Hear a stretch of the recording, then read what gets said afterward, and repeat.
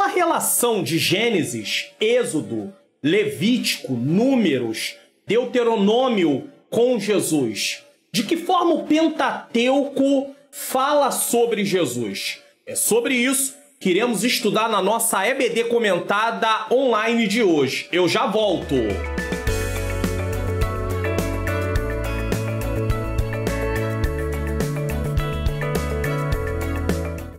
A paz do Senhor, sejam bem-vindos a mais uma EBD comentada online. Eu sou o pastor Mário Luna. Se você está aqui pela primeira vez, esta não é uma pré-aula. Essa é uma aula completa no qual nós vamos aprender sobre a lição de hoje que vamos tratar dentro da revista A Supremacia das Escrituras, a inspirada, inerrante e infalível Palavra de Deus. O tema da lição de hoje é a lição de número 8, que vai ser ministrada no dia 20/2 de 2022.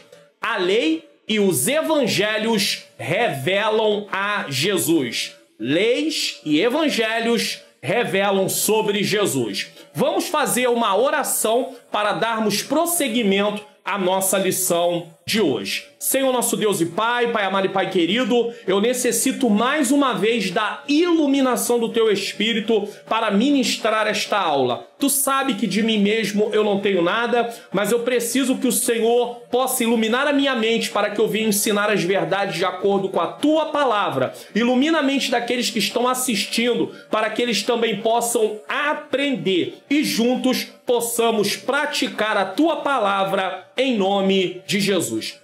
Eu quero agradecer aí a você que está participando desta aula de vários lugares do Brasil. Eu ministro esta aula do Rio de Janeiro, mas eu tenho alunos aí do Nordeste, Maceió, Pernambuco, Pará. Temos também aí de Mato Grosso, Brasília, Goiânia, Goiás. Há vários alunos de vários lugares, Paraná, Santa Catarina, São Paulo, Minas Gerais. Então, eu quero agradecer a você por estar aqui participando da EBD Comentada Online. Também quero agradecer a todos os professores que vêm aqui no canal poder aprender um pouco mais para poder levar para a sua classe o ensino da Palavra do Senhor Jesus Cristo. Lembrem-se, eu preciso das vossas orações. Vamos dar prosseguimento aqui à nossa EBD comentada online de hoje. Lembre-se aí que passa aí na tarja, se inscreva, ative as notificações, deixe o seu like, compartilhe e comente o que você tem achado da aula. Eu tenho procurado não ficar falando, mas deixo passando na tarja aí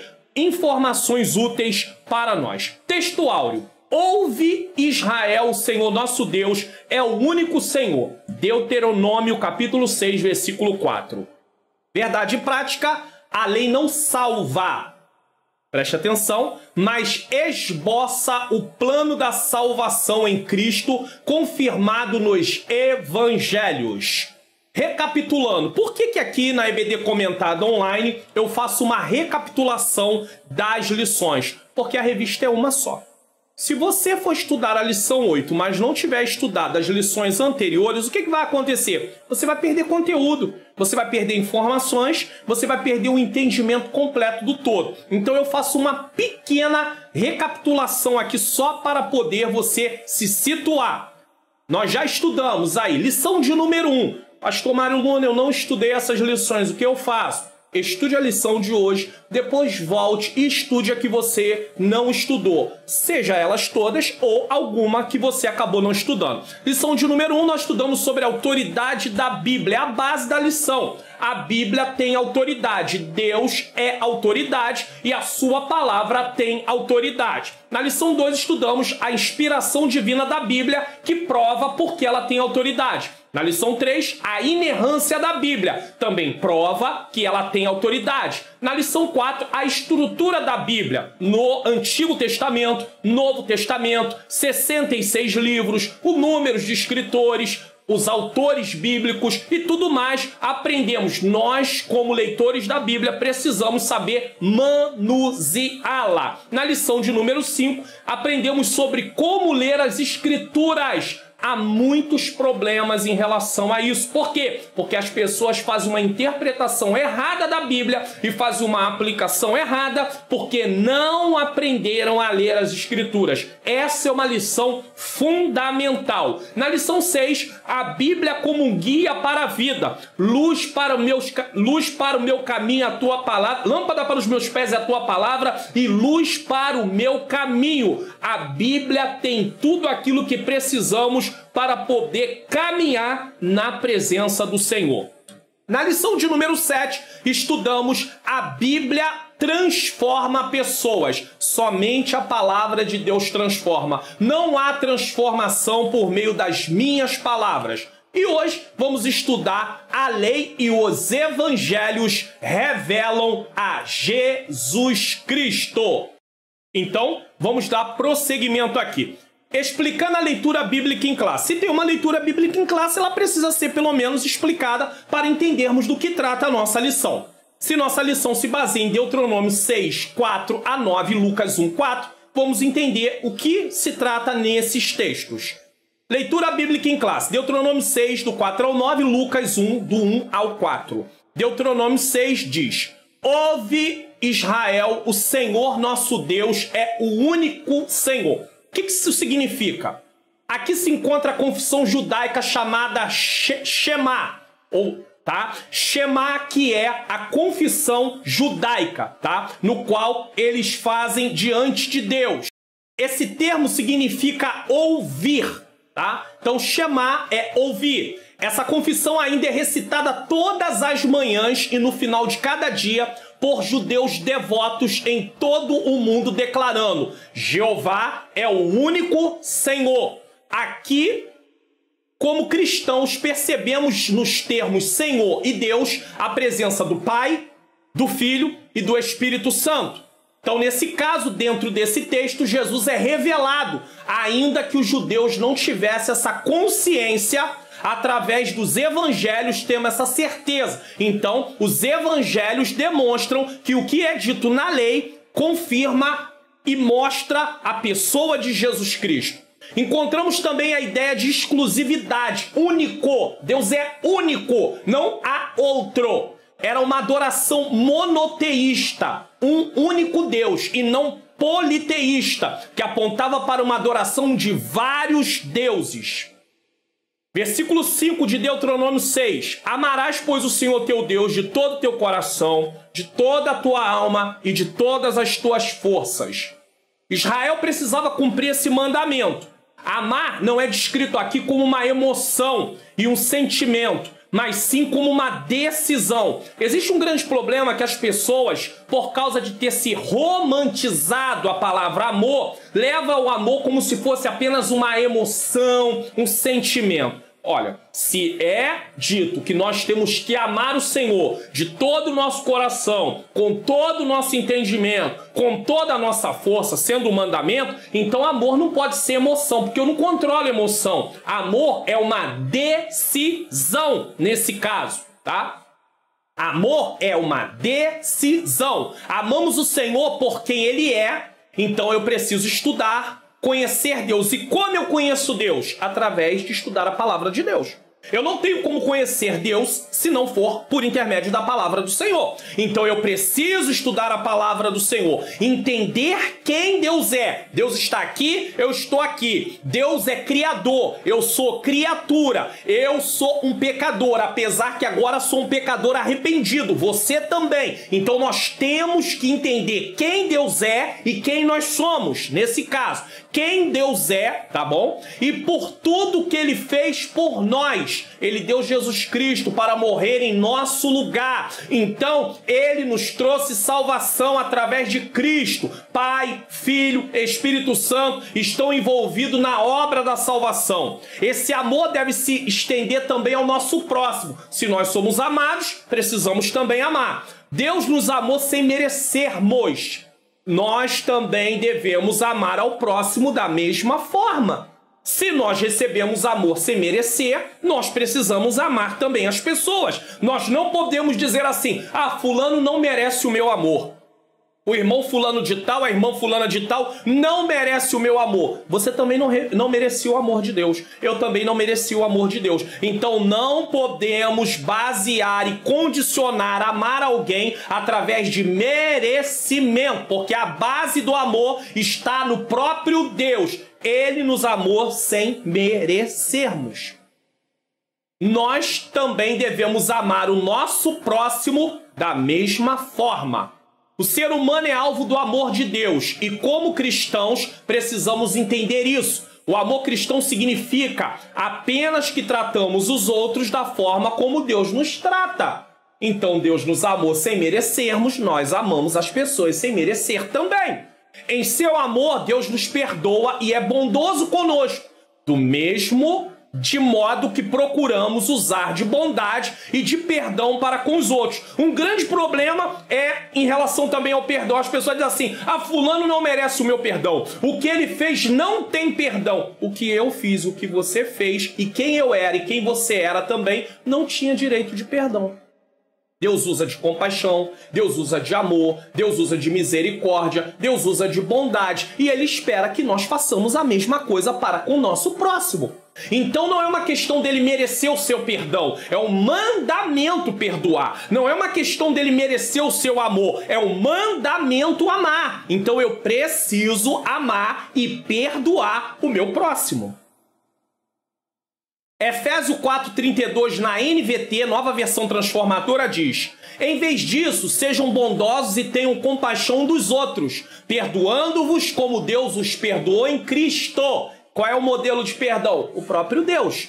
Amar não é demonstrado apenas com palavras, e sim com ação. Deus fez isso com ação. Olha o que diz. Deus amou. O que ele fez? Ele deu. Então ele teve uma ação. João 3,16. Deus amou o mundo de tal maneira que deu seu Filho unigênito, para que todo aquele que nele crê não pereça, mas tenha vida eterna. As virtudes do amor apresentado em 1 Coríntios 13, do 4 ao 7, descreve como quem ama se comporta em relação ao seu próximo. O amor tudo sofre, tudo espera, tudo suporta. O amor não é egoísta, não arde em ciúme, não inveja. Então tem todas as características do amor. O texto também nos informa, o texto que nós lemos, amar a Deus de todo o nosso coração, com todo o nosso entendimento, com toda a nossa força, ele também nos informa como deve ser esse amor. Isso fala de totalidade. Por essa razão, algumas vezes o Novo Testamento traduz essa frase como de todo o teu entendimento e de toda a tua força. Marcos 12:30. Porque aqui no texto não está escrito de todo o tempo inteiro, ó. Amarás, pois, o Senhor teu Deus de todo o teu coração, de toda a tua alma, de todas as tuas forças. Na verdade, é uma conexão entre aqui, Deuteronômio capítulo 6, versículo 5, com Marcos, capítulo de número 12, versículo de número 30. Então, há essa ênfase, o todo, de todo, por quê? Fala de totalidade. Essa é uma linguagem da devoção. Deus não exige mera obediência externa a alguma lei, mas o amor de todo o coração e a dedicação da pessoa inteira. Não adianta nada eu procurar obedecer alguma coisa e não amar o Senhor de verdade, não ter um relacionamento com Deus. É muito comum hoje eu trocar o trabalho para Deus pela... Eu uso o trabalho para Deus e abro mão da obediência. Porque eu vou a culto. Porque eu evangelizo. Porque eu estou fazendo a obra. Mas obedecer realmente o que Deus estabelece, não obedecemos. E nós, para obedecermos a Deus, precisamos primeiro reconhecer quem Deus é.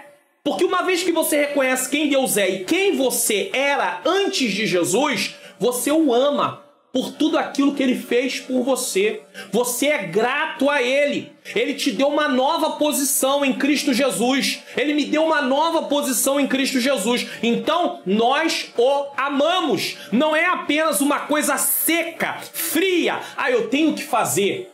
Mas não é feito de coração, não é feito com prazer. Quantas coisas nessa vida a gente faz porque tem que fazer, mas não fazemos de coração? Então não adianta fazer coisas para Deus sem ser de coração. Deus quer todo o nosso ser envolvido na sua adoração, em servi-lo. Provérbios 23:26 diz: dai-me, filho meu, o teu coração e os teus olhos observem os meus caminhos. Versículos 6 e 7. E estas palavras que hoje te ordeno estarão no teu coração, e as intimarás a teus filhos, e delas falarás assentado em tua casa, e andando pelo caminho, e deitando-te e levantando-te. Também as atarás por sinal na tua mão, e te serão por frontais entre os teus olhos. E as escreverás nos umbrais de tua casa e nas tuas portas. Deus exige que seus mandamentos sejam guardados, apontando para colocá-los em prática. E isso se estende a ensinar esses mandamentos em família. Os pais tinham a obrigação de ensinar aos filhos a lei de Deus. Ensina o menino no caminho que deve andar, para que quando crescer não se desvie dele. Era ordenança de Deus ensinar os filhos a lei do Senhor. Como eu e como você, que é pai, tem feito em relação aos filhos. É claro que muitos filhos já estão crescidos, estão casados, mas aqueles filhos que estão numa idade ali, que estão debaixo do seu domínio, que estão ali debaixo daquilo que você está fazendo na sua casa, estão sendo liderados por você, pai, por você, mãe. Você tem ensinado a lei do Senhor ou tem terceirizado o cuidado dos seus filhos através de um aparelho celular? O meu não está aqui, que eu ia até procurar para poder apresentar. Através de um aparelho celular no qual ele está vendo várias coisas, envolvido com várias coisas, mas a lei de Deus ele não está aprendendo. A palavra de Deus ele não está aprendendo. E aí, como vai ser? Você precisa ensinar a lei. Os israelitas tinham esse compromisso. Os filhos eram ensinados desde cedo. Aos 6 anos, o menino já começava a estudar a palavra de Deus. Aos 13 anos, aproximadamente, ele já era um membro dentro da sinagoga. Eu não estou falando que ele era um mestre, ele era um membro. Ele já fazia parte da membresia da sinagoga para estudar a palavra de Deus todas as vezes que eles se reuniam. Então isso era importantíssimo para o judeu. Eles decoravam as escrituras. Todo judeu decorava as escrituras para praticá-la, como eu e você temos feito com a palavra de Deus.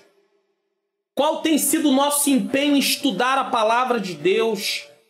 A palavra de Deus é um guia, é como um guia para a nossa vida, lâmpada para os meus pés, luz para o meu caminho. Ela aponta o caminho, ela me mostra aonde eu tenho que andar. Mas se eu não estudo a palavra, eu vou tomar decisões segundo o que eu acho, o que eu penso, o que uma pessoa não cristã disse. E eu vou ter sérios problemas na minha vida, tá? Os filhos eram ensinados desde cedo. Isso preservava cada judeu de pecar por desconhecer a lei de Deus. Deus não queria um povo ignorante a respeito da sua pessoa e obras. É por isso que ele manda que o israelita viesse a meditar e também ensinar seus filhos. No tempo do profeta Oséias, o povo estava sendo destruído por falta de conhecimento. Oséias 4:6. Hoje, muitos cristãos são levados por ventos de doutrina simplesmente porque não leem, não estudam e não praticam a palavra de Deus.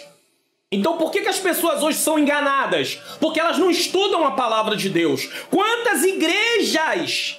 Pasmem, você que é professor de escola bíblica que está me assistindo hoje, ou até mesmo você que é aluno, quantas igrejas aboliram a escola bíblica dominical? Não tem mais escola bíblica dominical. De manhã eles fazem um culto matutino. Como isso? Precisa da escola bíblica dominical aos domingos, realmente para ensinar a palavra. Quantas igrejas abriram mão também do culto de ensino da palavra? Não tem mais culto de ensino da palavra de Deus. Como é que nós vamos poder ser guiados se é a palavra que nos guia? Aí talvez alguém diga assim, mas o crente pode estudar em casa. Mas é dever dos líderes, é dever dos pastores ensinar a lei de Deus, a palavra de Deus para a igreja. Paulo fala sobre isso em suas cartas, tanto para Timóteo como para Tito. No Antigo Testamento, quem ensinava a lei de Deus para o povo? Os sacerdotes. Eles estudavam a lei para ensinar a lei de Deus. e hoje estão abrindo mão do ensino. O ministério de Jesus, deixa eu falar isso aqui, que isso aqui é muito sério. O ministério de Jesus, a maior parte do ministério de Jesus se concentrou no ensino. Ele ensinava, ele curava, tá? Ele pregava, mas a maior parte do ministério de Jesus foi concentrado no ensino. Os discípulos só alcançaram uma maturidade por causa do ensino de Jesus. Jesus ensinava. E como é que nós queremos ver uma igreja crescer espiritualmente, se tornar uma igreja amadurecida, se não pregamos e ensinamos a palavra de Deus? Você que é professor, que está me assistindo, nós temos grande responsabilidade na formação do caráter cristão. Não podemos ensinar qualquer coisa, não podemos levar a obra de Deus de qualquer maneira. Quantas pessoas estão assim levando de qualquer maneira? Chega no sábado de noite, perdoe-me o que eu vou dizer, abre a revista, dá uma leitura superficial e vai para a classe dar aula no domingo. E depois diz que os alunos não se interessam pela aula. É claro, não tem como se interessar, é uma aula superficial. É uma aula que não tem comprometimento de quem está ali. Ensinar é uma coisa que gasta tempo. É por isso que o apóstolo Paulo, no Novo Testamento, Pedro também, fala sobre aqueles que estão envolvidos com a direção da igreja e com o ensino, serem considerados, são considerados a receber valor, ou seja, salário. Por quê? Porque eles sabem que quem se envolve exclusivamente com a direção de uma igreja e também aqueles que estão envolvidos com o ensino, que estão dirigindo, ensinando, eles precisam ser remunerados. Porque não tem como ensinar sem gastar tempo. É impossível. É impossível. Então, cuidado. Efésios 4,14 diz: para que não sejais mais meninos inconstantes, levados em roda por todo o vento de doutrina, pelo engano dos homens que com astúcia enganam fraudulosamente. Se você não conhecer a palavra, vai ser enganado. O intuito dessa revista é nos levar a estudar e praticar a palavra de Deus. Os judeus entenderam esses mandamentos literalmente e começaram a usar trechos das escrituras colocados em pequenos recipientes chamados filactérios. Você já leu isso, se você é um leitor, lá no Novo Testamento. Atados à testa e ao braço esquerdo. Mateus 23,5 diz assim: tudo o que fazem é para se exibir. Jesus condenando os fariseus e os escribas, usando nos braços filactérios mais largos que de costume e vestem mantos com franjas mais longas. Jesus não está criticando eles usarem os filactérios. Jesus está criticando a motivação deles para serem vistos. Se alguém estuda a palavra de Deus para ser visto, é um problema. Ele não pode estudar para ser visto. Ele tem que estudar para conhecer e praticar. O que é filactério? Tá aí. Eram essas caixinhas. Então estão aí, tá? Só para você poder ver. E eu coloquei aqui uma imagem, eu desfoquei um pouco o rosto para não haver nenhum problema aí de direitos de imagem. Mas eu tô mostrando para você um homem usando filactérios aí. Na cabeça, coloquei aí o círculo vermelho. E também no braço. E justamente no braço esquerdo, como foi dito. Não está no braço direito, está no braço esquerdo, tá bom? Também fixavam no batente da porta uma pequena caixa chamada mezuzá, contendo uma parte das escrituras. Cada ocupante da casa tocava mezuzá em sinal de reverência sempre que passava pela porta. Salmo 121:8 diz: o Senhor guardará a tua entrada e a tua saída. Tá? Era um sinal de que a casa devia ser um santuário para o Senhor e um lugar onde a palavra era amada, obedecida e ensinada.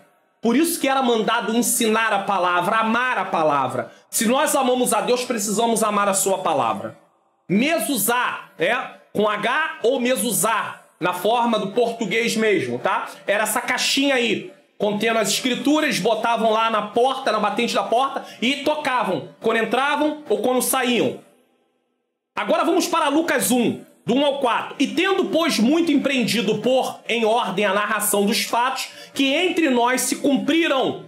Lucas admite que não está escrevendo algo inédito. Por que ele faz uma ligação aqui entre Deuteronômio e Lucas. Porque Deuteronômio vai falar da lei, tá?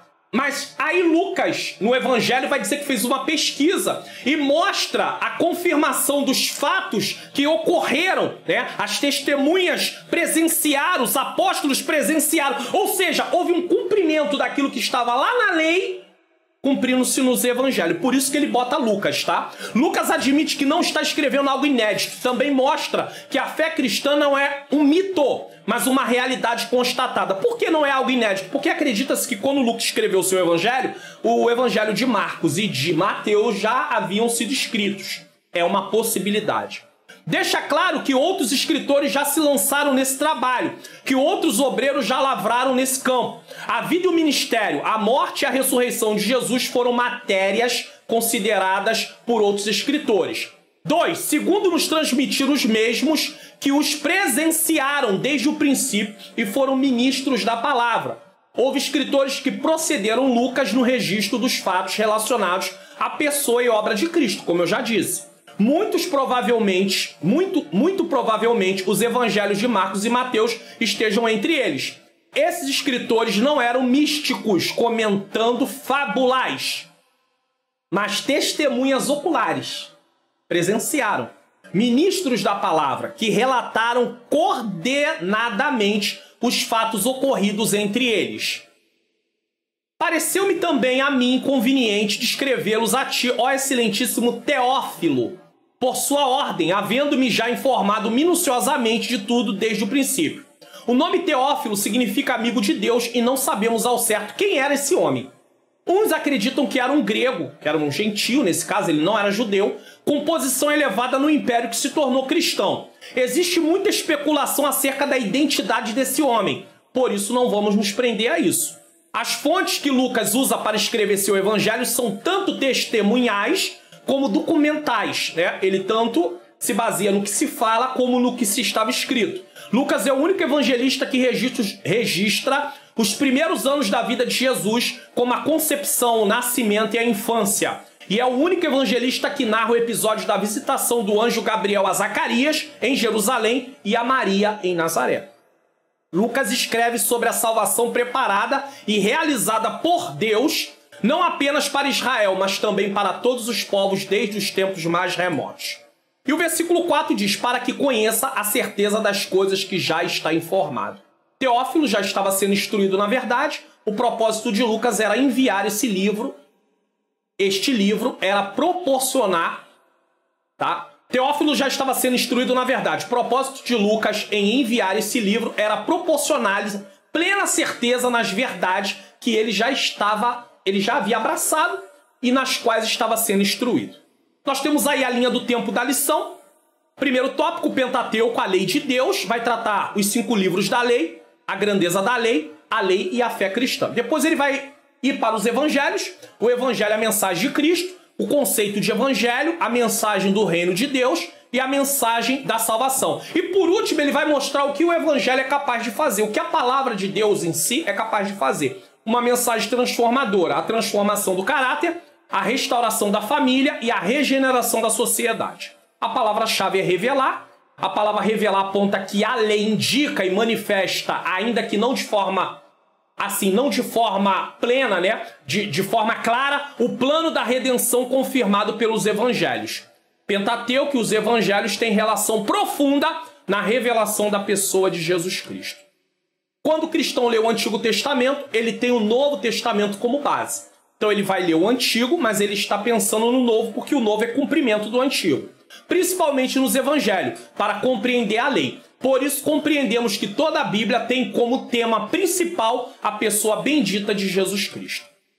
Os links estão, o link para você baixar o resumo e o slide dessa lição está na descrição. Você vai baixando na descrição, rolando a descrição, lá embaixo vai ter um link, você clica, vai para o meu site, vai cair numa página, você vai descendo e lá embaixo também tem os botões para você clicar e baixar. Também junto você pode baixar aí o plano de leitura em um ano em ordem cronológica, lá no meu site. Lá na mesma página que você baixa o resumo e também o slide da lição, você pode baixar a leitura bíblica em ordem cronológica.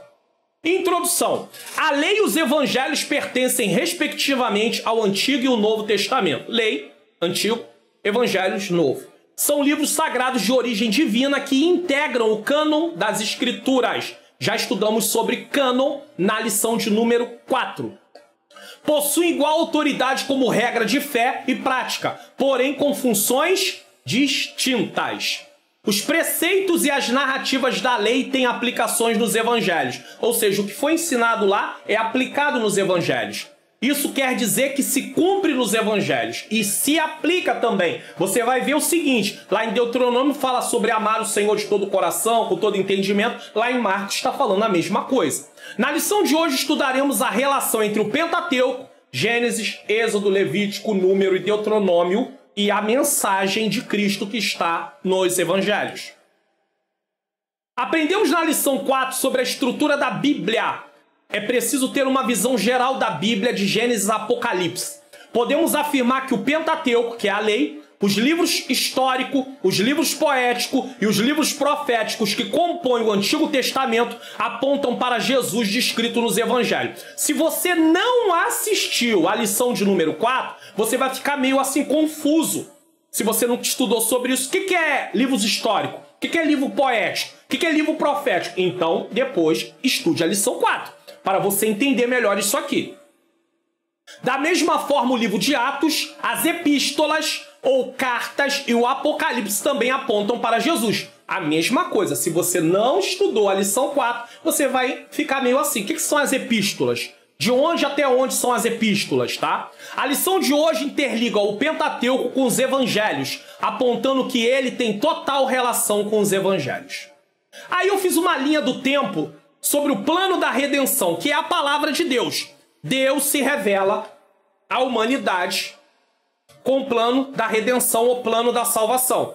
A Bíblia é o plano da redenção ou plano da salvação revelada por Deus a os homens, né? Ele inspirou 40 escritores aproximadamente para escrever esse plano. Então eu fiz ali uma linha do tempo bem simples, só para mostrar uma coisa para vocês, tá?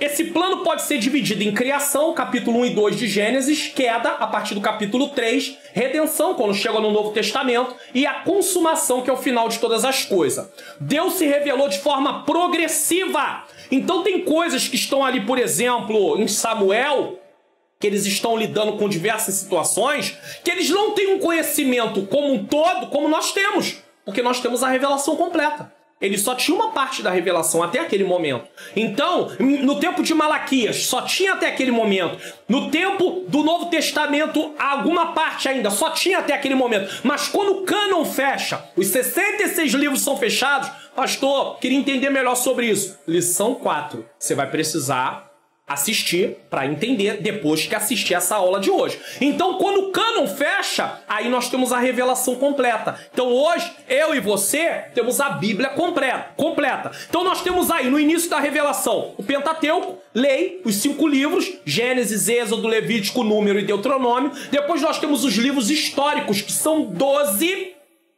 Depois nós temos os livros poéticos, tudo isso na lição 4 você vai entender. Depois nós temos os livros proféticos, profetas maiores, que são 5, e profetas menores, que são 12 também.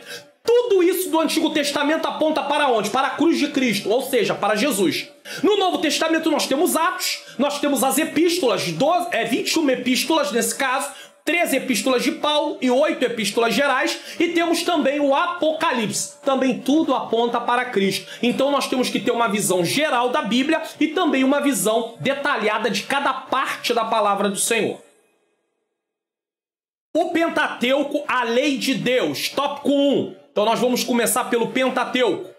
Nesse tópico será estudado o significado da palavra Pentateuco, os livros que o compõem, de que forma a palavra lei é aplicada na Bíblia, quais os aspectos da lei, a relação entre a lei e a fé cristã e de que forma isso revela Jesus. Então, a palavra-chave dessa lição é revelar. Então, de que forma tudo isso do Antigo Testamento revela Jesus. Então, os professores vão se concentrar em sempre apontar como aquele acontecimento da lei estava revelando Jesus, apontando para Jesus. Não adianta pregar no Antigo Testamento se a mensagem não tiver um momento que aponte para Jesus, porque fica sem sentido. Eu falo sobre isso mais à frente. Subtópico 1, os 5 livros da lei. Pentateuco é uma palavra que deriva de 2 termos gregos, penta e teuchos, que significa 5 volumes. Então, Pentateuco, 5 volumes. Não tem essa palavra na Bíblia, mas é uma forma de descrever esses livros. Trata-se do conjunto formado pelos 5 primeiros livros do Antigo Testamento: Gênesis, Êxodo, Levítico, Número e Deuteronômio. No texto hebraico, e pelos judeus, ainda hoje, esses volumes são denominados Torá. Então, eles não chamam de Pentateuco, mas eles chamam de Torá, com o sentido de instrução, ensino e direção. Então, a Torá tem a finalidade de ensinar, de dirigir, de instruir. A totalidade do Pentateuco é identificada nas páginas da Bíblia como lei.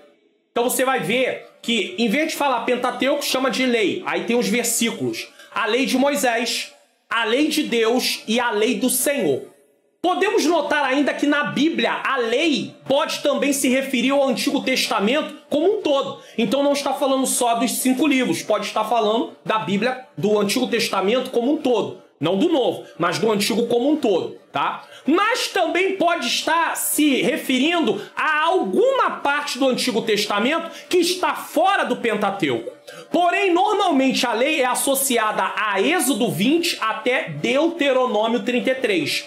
Dentro dessa seção não encontramos outros materiais senão leis, que é instrução, que é ensino e que é direção.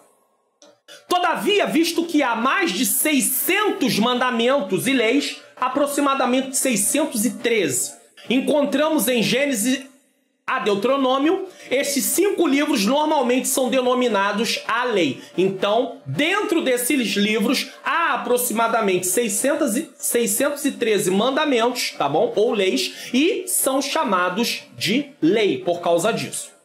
Gênesis, por sua vez, não contém nenhum material sobre a lei. Ele está dentro, mas ele não contém nenhum material sobre lei. Mas é parte da lei. Por quê? Porque serve como uma introdução a Êxodo até Deuteronômio. E porque se aceita que Moisés escreveu todos os livros. Não há um mandamento igual a de Êxodo para frente, mas há... Realmente nós vemos lá, teologicamente, muitas coisas em relação a Deus, tem muitos ensinamentos, tem muitos princípios, mas a consideração de leis como ordenanças começa a partir de Êxodo.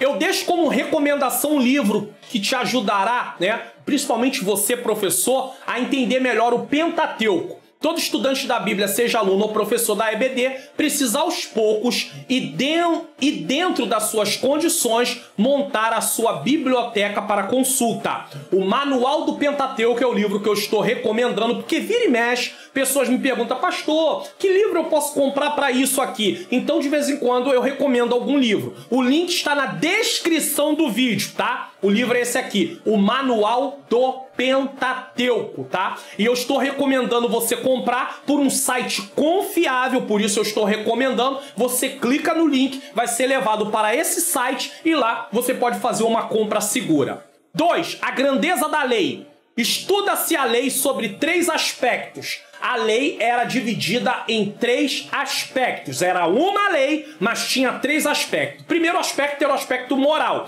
Então, aspectos morais, que possuíam validade permanente para todos os povos. O que isso quer dizer? A lei moral continua valendo para nós, igreja, também da mesma forma. Ela não foi abolida.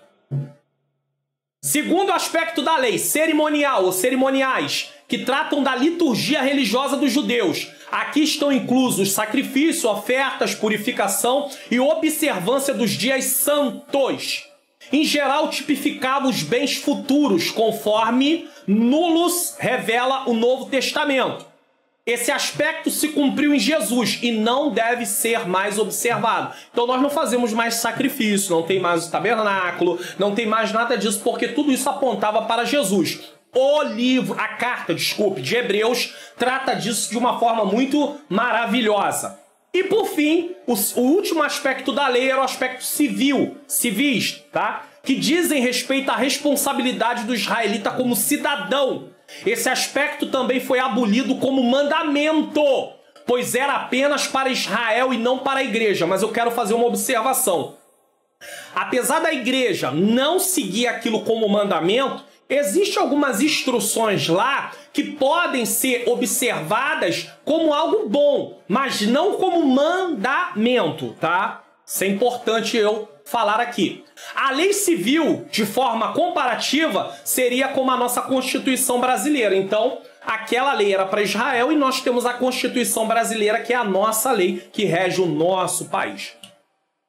Nossa declaração de fé, eu já falei sobre a declaração de fé, eu já apresentei o livro, né? É um livreto, né, da declaração de fé que você pode adquirir. Então, a declaração de fé ensina que a lei de Moisés é o mais importante código de leis da antiguidade por sua santidade, por seu caráter espiritual e por sua autoridade divina. Então, a nossa declaração de fé, ela não está criando nada novo. Ela apenas está declarando que reconhece o Pentateuco como o código de lei mais antigo em relação à santidade, ao caráter espiritual e à autoridade divina. A lei é santa e o mandamento santo, justo e bom. A lei é espiritual. Romanos 7, 12 a 14, e isso está inserido na página 151 da nossa declaração de fé. Eu até aconselho você a adquirir a declaração de fé,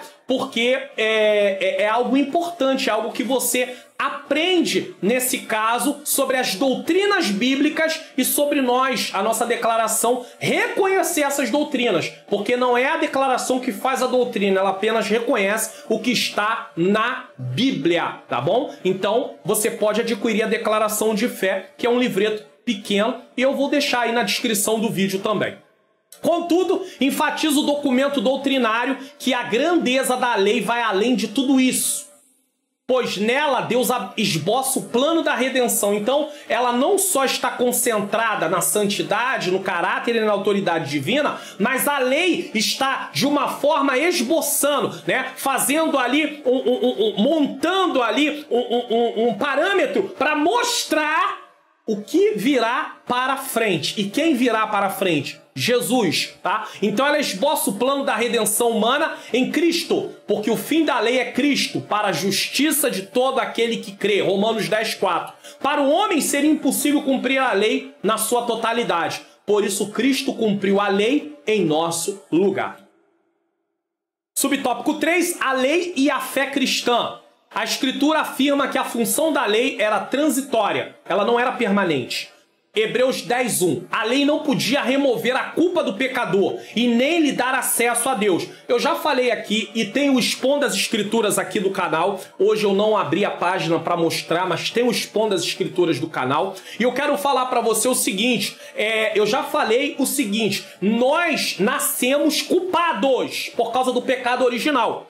Então, uma vez que eu nasço, eu venho a essa terra, eu tenho o meu nascimento, e eu venho a essa terra culpado, eu não tenho modo de me livrar dessa culpa.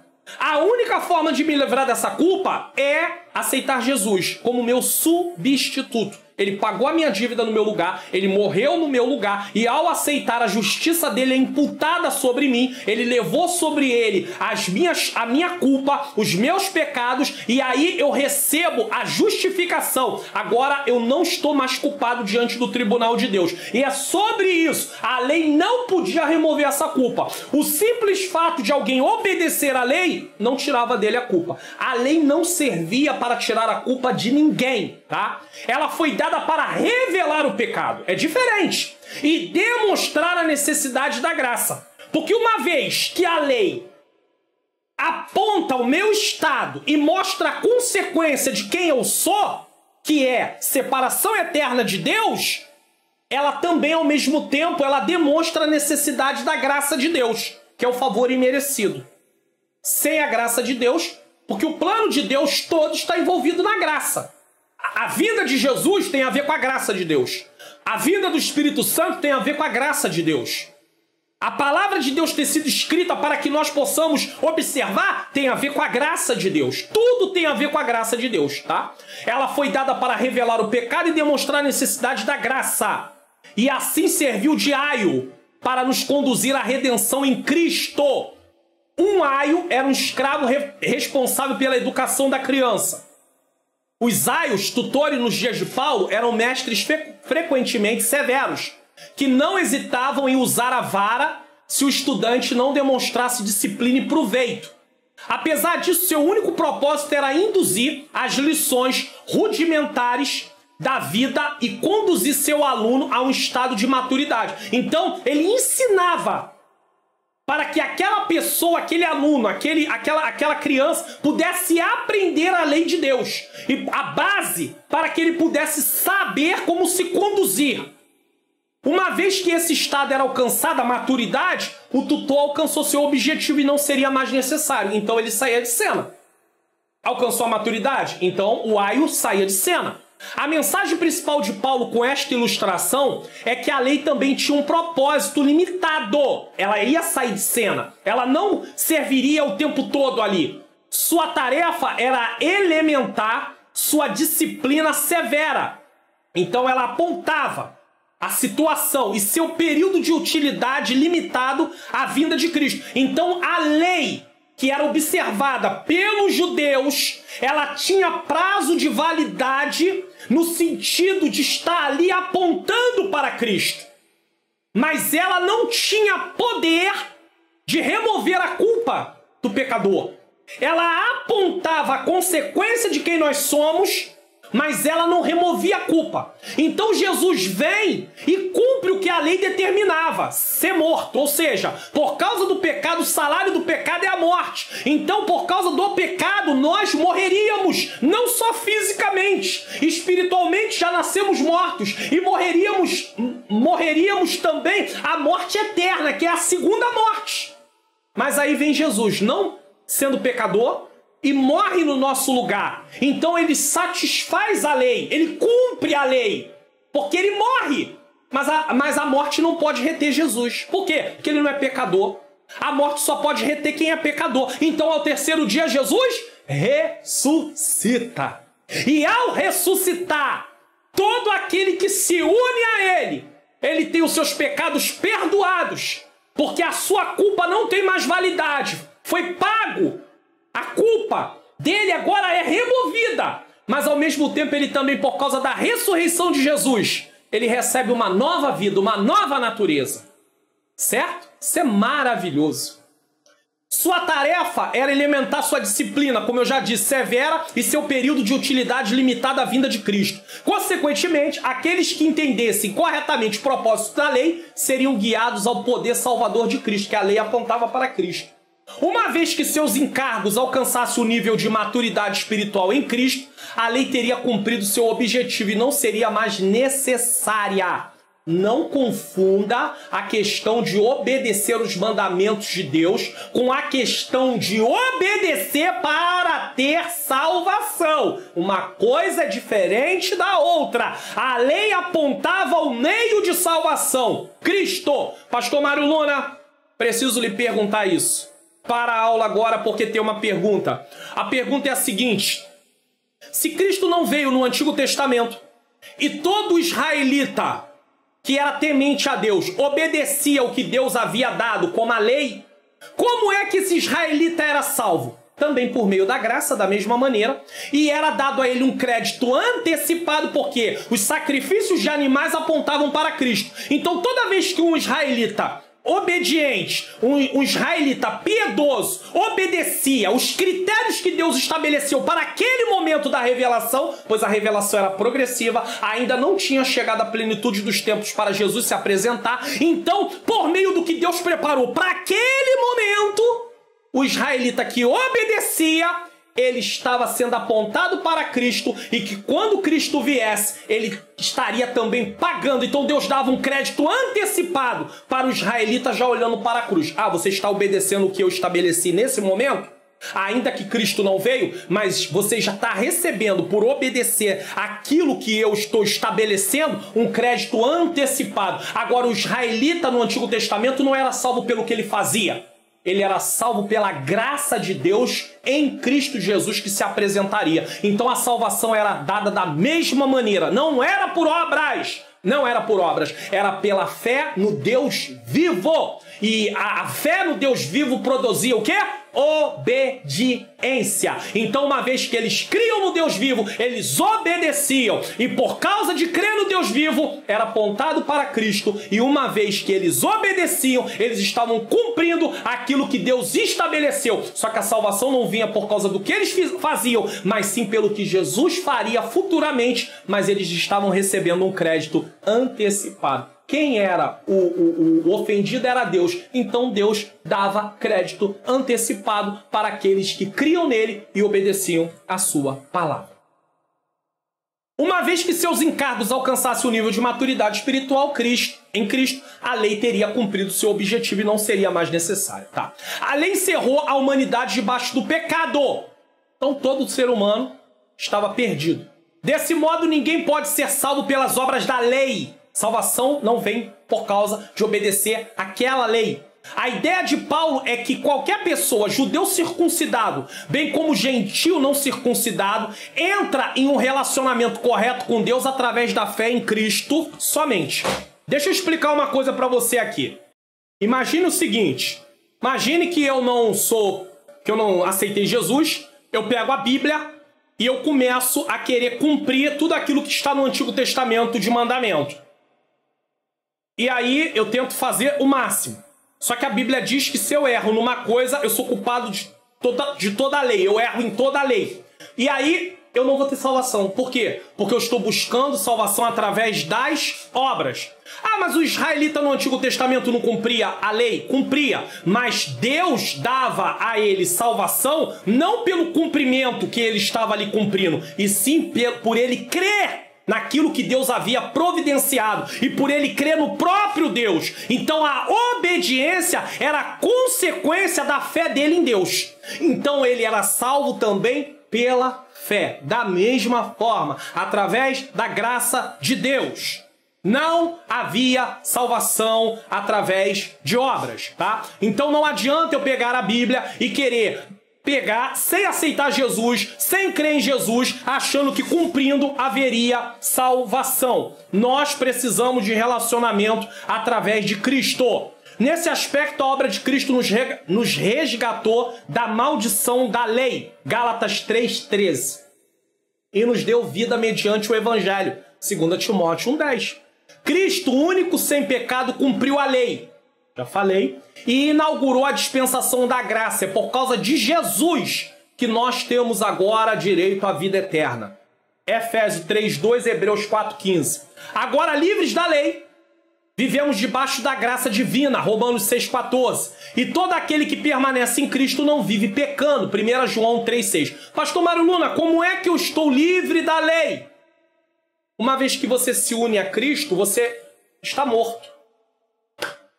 E em Cristo você recebe uma nova vida. A lei só tem poder para atuar na vida daqueles que estão vivos. E ela requer o quê? Morte. Se você se une a Cristo, você cumpre através de Cristo o que a lei determina, você morrer. Só que você morre, mas é uma morte no qual você recebe nova vida, porque é em Jesus ele pagou a dívida no seu lugar e no meu lugar. Então, por ele ter pago a dívida, simbolicamente nós estamos morrendo para o mundo, para a vida pecaminosa, que é isso que significa, mas recebemos uma nova natureza. O cristão continua com a antiga natureza, mas agora ela não está mais no domínio da sua vida. Você não é mais dominado pelo pecado. Agora você tem Cristo no domínio da sua vida. E se você cede à tentação, é porque você não faz jus à nova natureza que você recebeu. Você não usa aquilo que Deus te deu, porque você recebeu uma nova natureza. A antiga natureza não está mais no domínio da sua vida, mas ela ainda pode te influenciar. E o diabo vai usar as coisas do mundo para tentar fazer com que a sua antiga natureza, tá, A velha natureza, ela vem a sentir desejo e queira alguma coisa. E ele vai atacar justamente as suas fraquezas. Todo ser humano tem os seus pontos fracos por causa da antiga natureza. Então, é nesses pontos que o inimigo vai investir para tentar fazer você pecar contra Deus e abrir mão da sua fé. A lei foi dada para nos conduzir a Cristo a fim de sermos justificados pela fé. Gálatas 3:24. Então a lei trabalhou como um aio para nos levar até Cristo. Mas agora que Cristo já veio, finda a função da lei como supervisor. Ela não está mais nos supervisionando. Por isso, já não se deve buscar a salvação através das provisões do antigo concerto, Antigo Testamento, nem pela obediência às suas leis e ao seu sistema de sacrifício. Eu poderia começar a pegar a lei e falar, eu cumpro isso, eu cumpro aquilo outro. Tá, mas a salvação não vem através de cumprir isso. Você vai entender isso já já. A salvação agora tem lugar de conformidade com as provisões do novo concerto. O antigo concerto só estava apontando provisoriamente, mas agora a salvação tem a ver com o novo concerto, a saber, a morte expiatória de Jesus, a sua ressurreição gloriosa e o privilégio de pertencer a Cristo. Porque nós agora somos de Jesus. Romanos 6,14 diz, porque o pecado não terá domínio sobre vós, pois não estáis debaixo da lei. Ou seja, não é mais escravo do pecado e já não está mais condenado, mas está debaixo da graça. Então você está livre. E você precisa usar essa liberdade de forma certa. 1 João 3,6 diz assim, todo aquele que permanece nele não vive pecando. Na Almeida Revista Atualizada. Tem a Almeida Revista Corrigida que diz que não peca, mas o não pecar é viver na prática, tá? Porque pecar, todos vão pecar ainda. Todo aquele que vive pecando não viu e nem conhece a Deus. Por que João escreveu isso aqui? Porque no tempo de João havia o início do gnosticismo e havia uma vertente dentro do gnosticismo, havia 3 vertentes pelo menos, e uma delas defendia o seguinte, a matéria não serve para nada, só serve o espírito e a alma. O espírito e a alma não podem se contaminar com a matéria. Então você pode fazer o que você quiser com o seu corpo. Então eles eram adeptos da prostituição, das maiores orgias. E havia cristãos que estavam abraçando o gnosticismo. E isso, para eles, era uma coisa maravilhosa, né? Porque podia ter salvação e eles achavam isso, né? Poderiam ter salvação, mas ao mesmo tempo desfrutar de tudo que era maravilhoso. Só que Jesus diz assim, aquele que quiser ser meu discípulo, negue-se a si mesmo, tome a sua cruz e siga, tá? Ele não está dizendo que para você ser discípulo, primeiro você tem que se negar, tomar a cruz e seguir. Ele está dizendo que para ser discípulo, você primeiro tem que aceitar ele como Senhor e Salvador e como consequência de ser discípulo, você precisa negar a si mesmo, tomar a cruz e seguir. Então a condição para ser discípulo é essa. Uma vez que eu aceito Jesus, eu preciso cumprir essas 3 coisas. Negar a mim mesmo, tomar a cruz e seguir. E eu jamais conseguiria cumprir esses 3 requisitos se não for por meio da graça de Deus. Eu deixo como recomendação um livro para aprofundar no contexto histórico-cultural do Antigo Testamento, tá bom? Que é o Comentário Histórico-Cultural da Bíblia, Antigo Testamento, Editora Vida Nova. O link também está na descrição. O livro é esse aí, um livro maravilhoso da Editora Vida Nova, muito bom. Você vai aprender muitas coisas dentro do contexto cultural. Então ele vai ser direcionado diretamente para a questão do que estava acontecendo na história naquele momento da passagem bíblica. Síntese do tópico 1. A lei esboça o plano da redenção em Cristo. Pelos méritos da cruz de Cristo, fomos resgatados da maldição da lei. Os evangelhos, a mensagem de Cristo. Agora ele vai mostrar a lei chegando até os evangelhos. Nesse tópico, o comentarista define o termo evangelho, aponta suas características e propósito, destaca a mensagem do reino e aponta a finalidade da mensagem do evangelho, salvação de vidas. O conceito de evangelho. O que é evangelho? O termo evangelho tem origem no grego evangelion, com o significado de boas novas. Refere-se à mensagem do reino de Deus e da salvação por meio de Cristo. Então isso é evangelho. Seus autores são chamados de evangelistas, Marcos, Lucas, João e Mateus. Ou Mateus, Marcos, Lucas e João. Que significa portadores de boas novas. Então um evangelista é um portador de boas novas.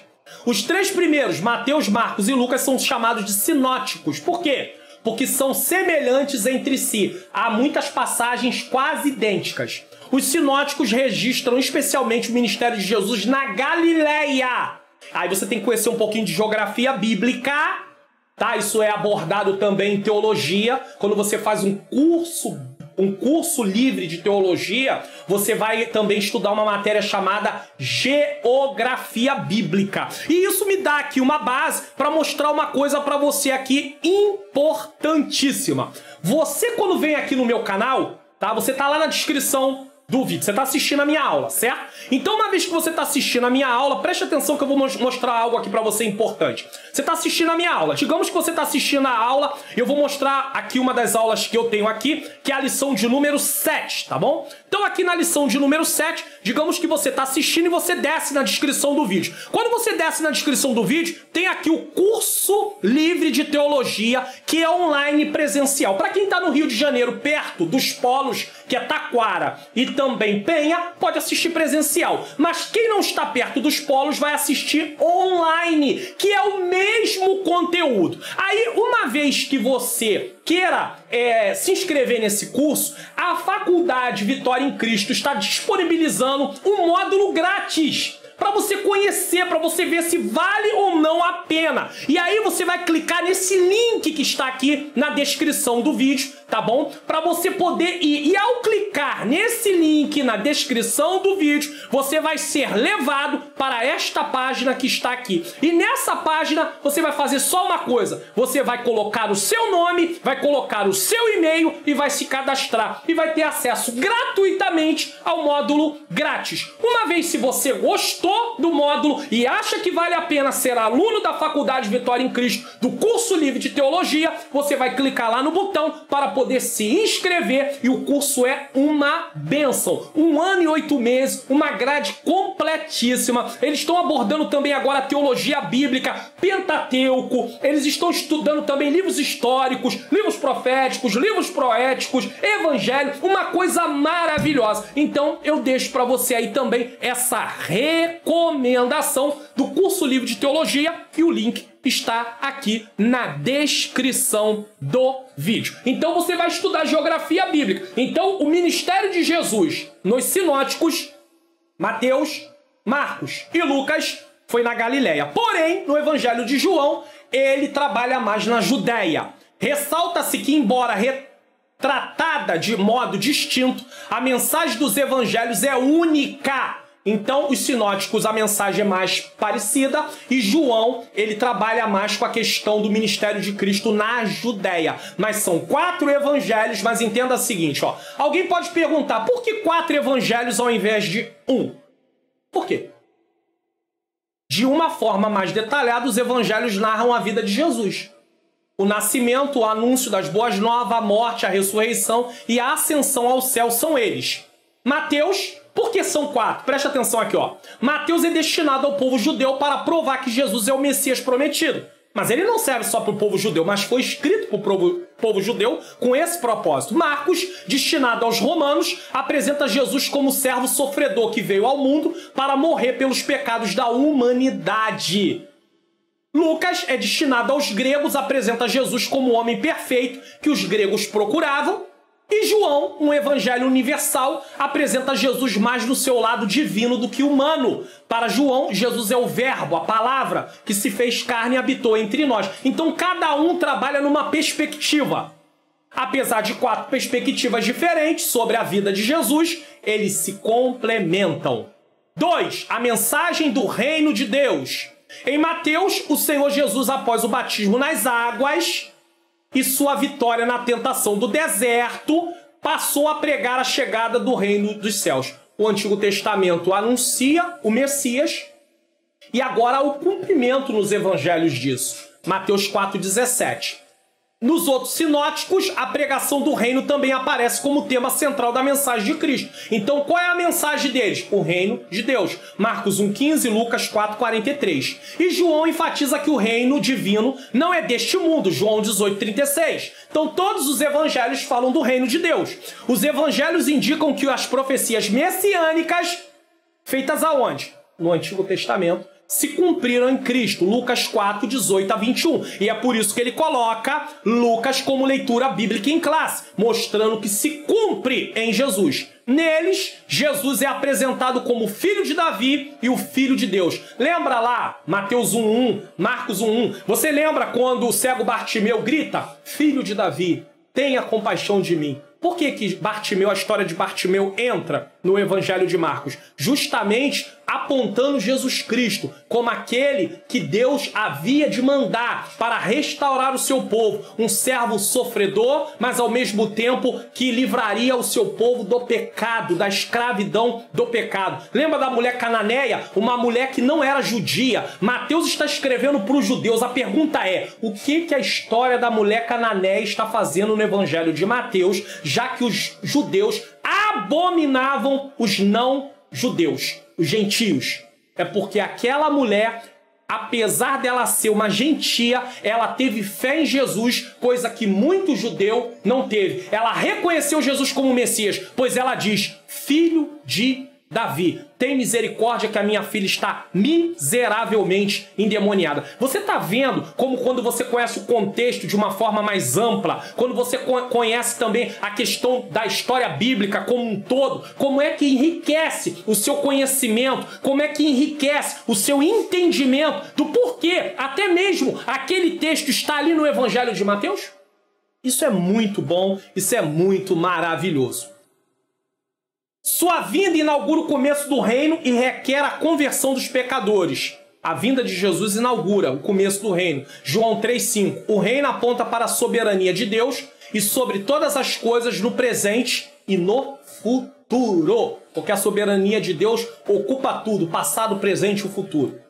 Apesar do Novo Testamento usar as expressões reino de Deus e reino dos céus, elas significam a mesma coisa. Em Mateus, reino dos céus. Nos outros evangelhos, reino de Deus. Porque ele estava escrevendo para judeus e aí ele procurava não usar a palavra Deus nesse caso. Esse reino não era político, mas apontava para o propósito de trazer a humanidade voluntariamente a viver submissa ao governo de Deus. Reino de Deus é governo de Deus.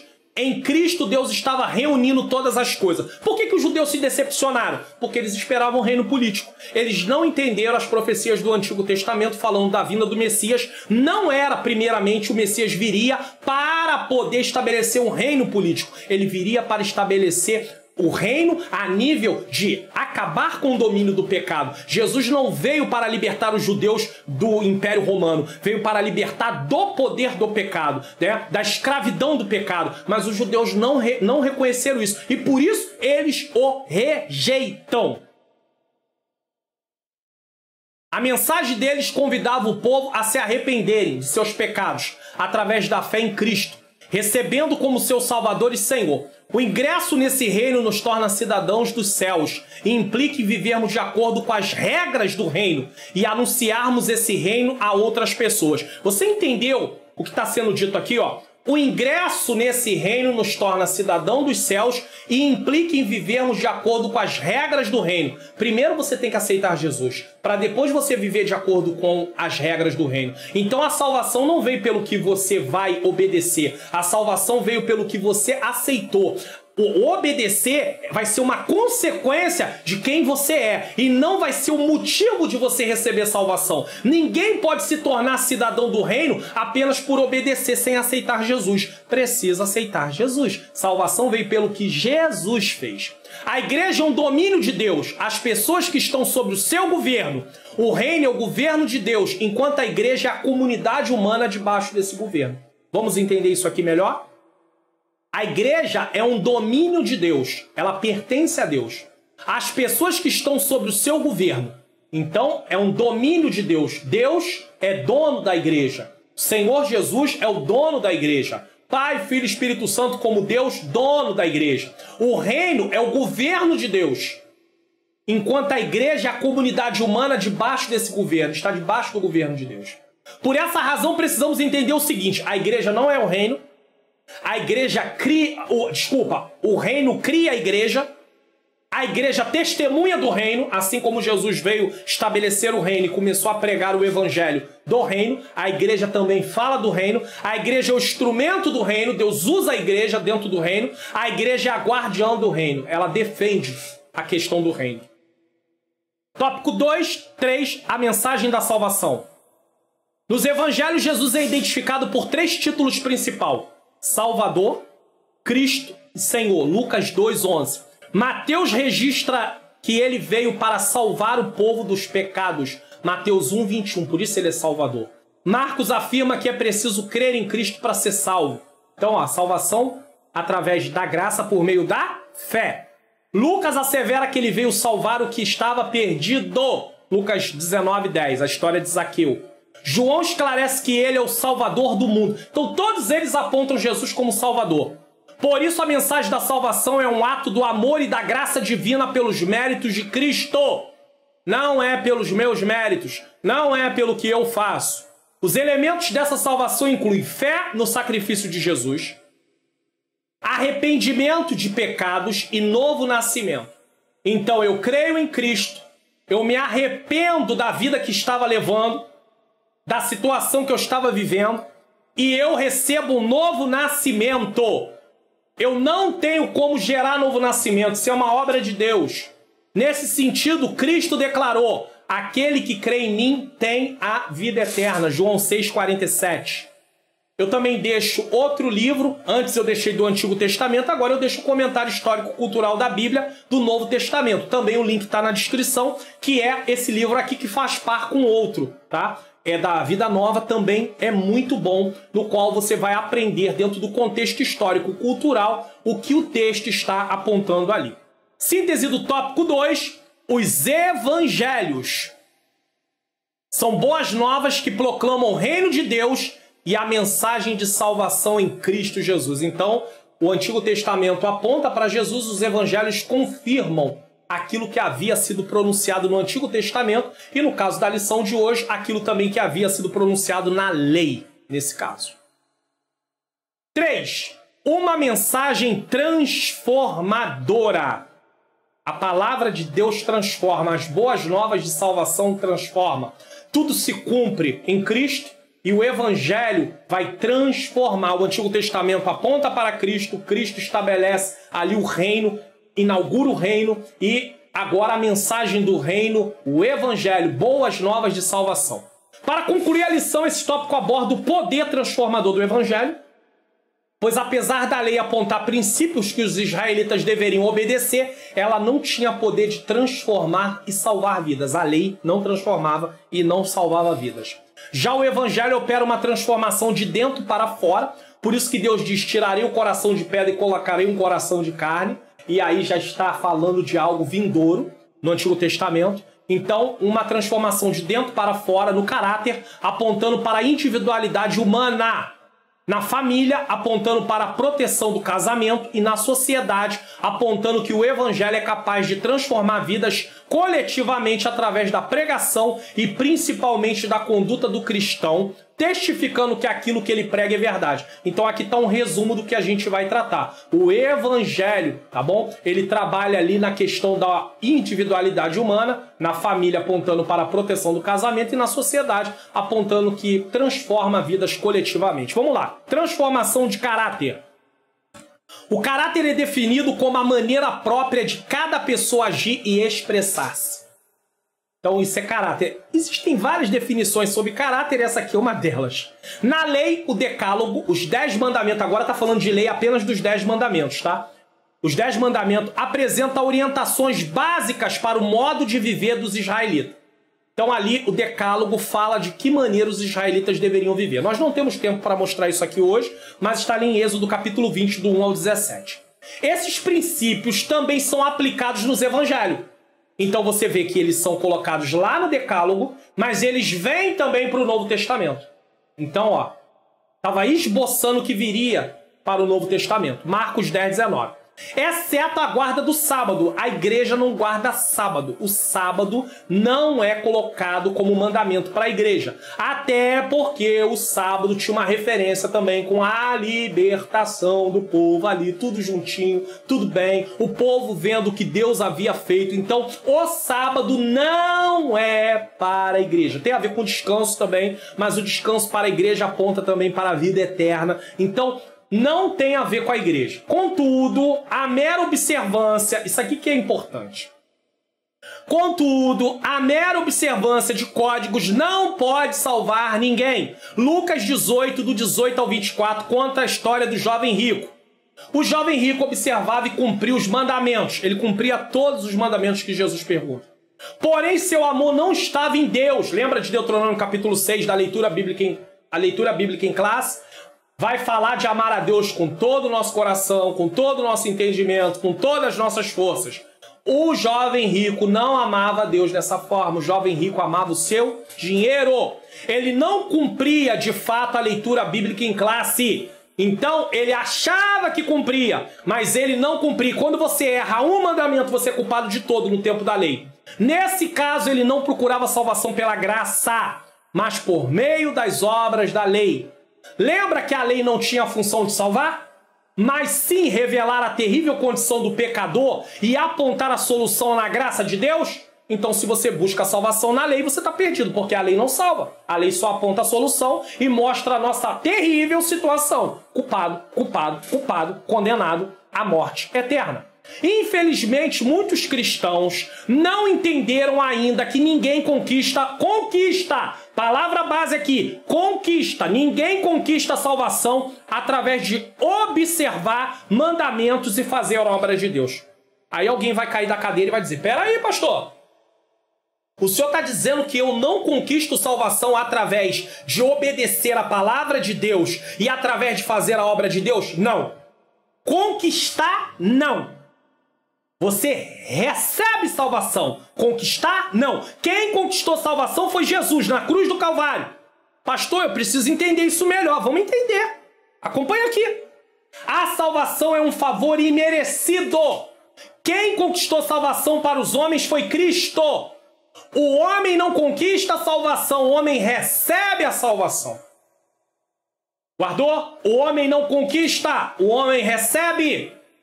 Aí alguém vai falar, peraí, mas Filipenses diz, operai a vossa salvação. Operai é viver de modo digno daquilo que você recebeu. Como é que você sabe que você é um salvo em Cristo Jesus? Através da transformação de vida, através das novas obras.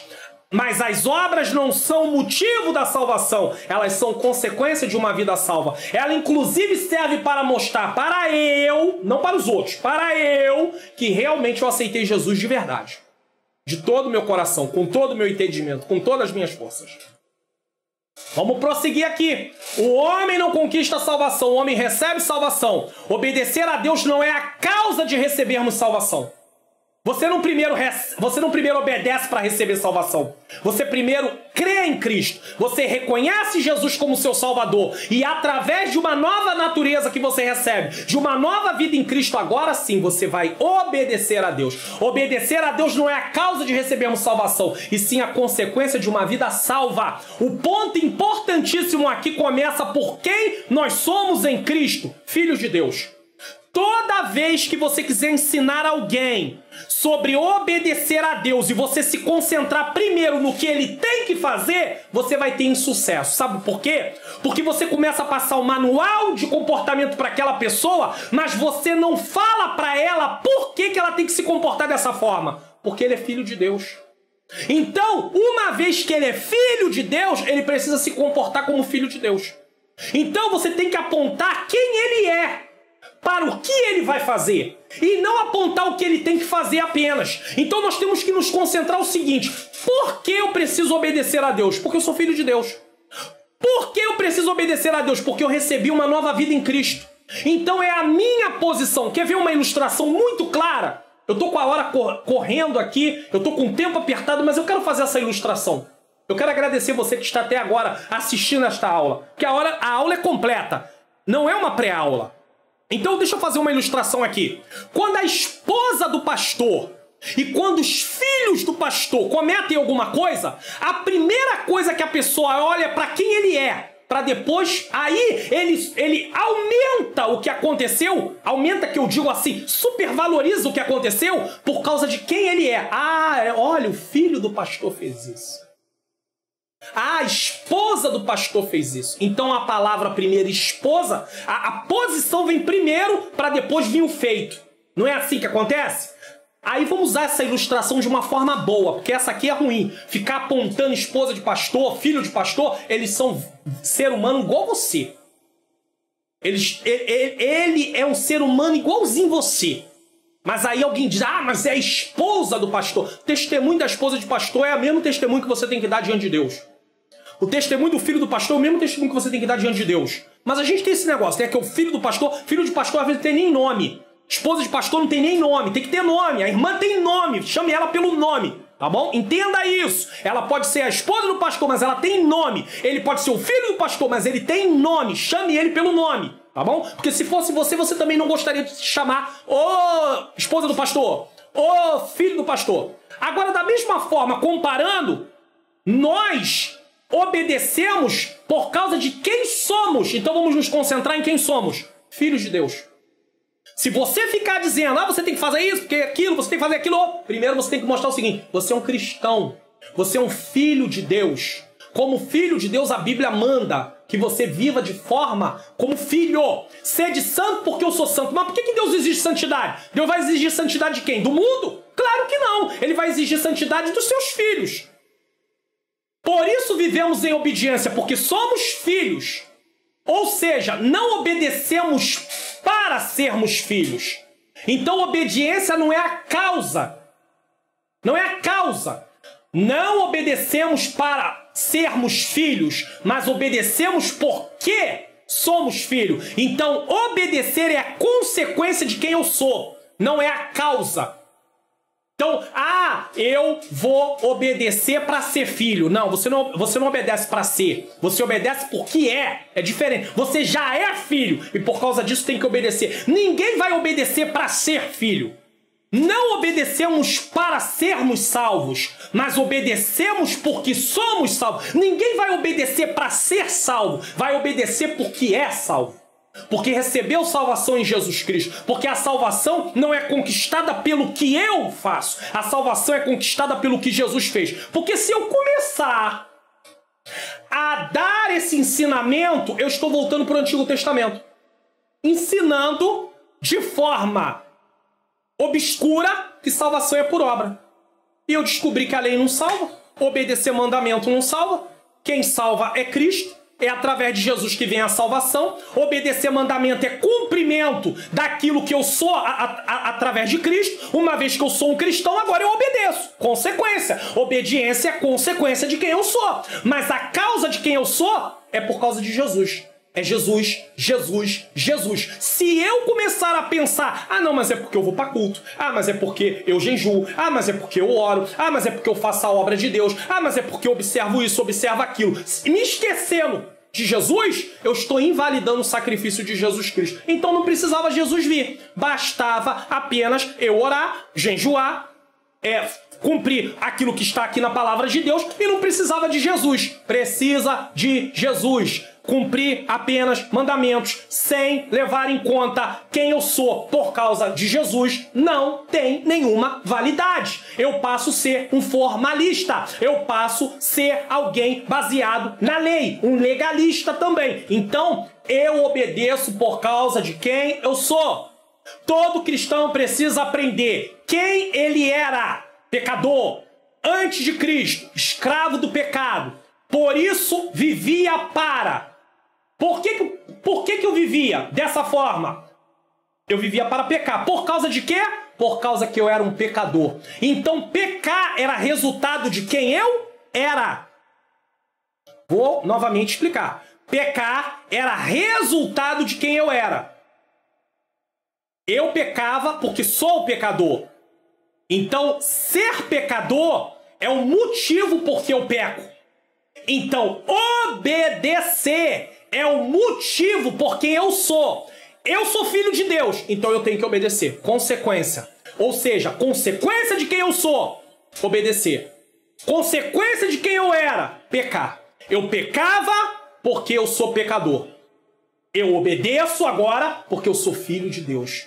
Deu para entender? Então pare de pensar que o que você faz vai te salvar. A salvação não é pelo que você faz. A salvação é pelo que Cristo fez. Porém, para que alguém não distorça o que eu estou dizendo, se alguém está em Cristo e não tem boas obras, então ele não aceitou Jesus de fato. Porque as boas obras são consequências de uma vida salva. Vamos lá? Uma vez em Cristo, ele é uma nova criatura. Agora pertence à família de Deus. Como filho de Deus, ele agora o ama e vive para obedecer. Consequência. Então, obediência é resultado de quem ele é, de quem eu sou. Efésios 2, 8 a 10 diz: porque pela graça sois salvos. A salvação vem pelo quê?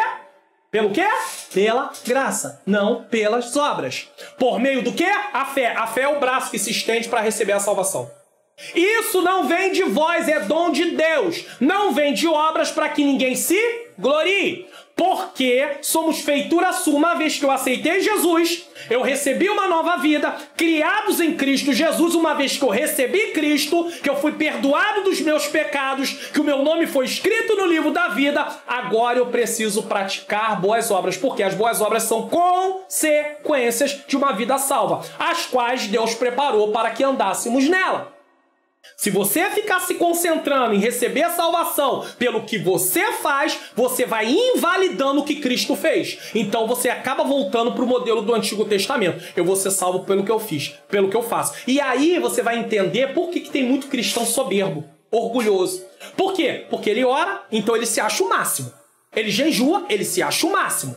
Ele faz a obra, ele se acha o máximo. Mas ele não entende que ele só consegue fazer isso por causa do que Jesus fez. Por causa da obra na cruz do Calvário. Se Jesus não tivesse morrido na cruz do Calvário, jejuar, orar, buscar a face de Deus, fazer a obra de Deus, não teria nenhuma validade. Eu continuaria culpado do mesmo jeito. Então a salvação vem pelo que Jesus fez. Nosso caráter é transformado uma vez que eu estou em Cristo. Romanos 6, 11 a 13 diz: assim também vós consideravos mortos para o pecado, mas vivos para Deus em Cristo Jesus. Eu me uno a Cristo na sua morte, então eu agora estou morto para o pecado. Eu não posso viver mais uma vida de pecado. Não reine, portanto, o pecado em vosso corpo mortal, de maneira que obedeçais às suas paixões.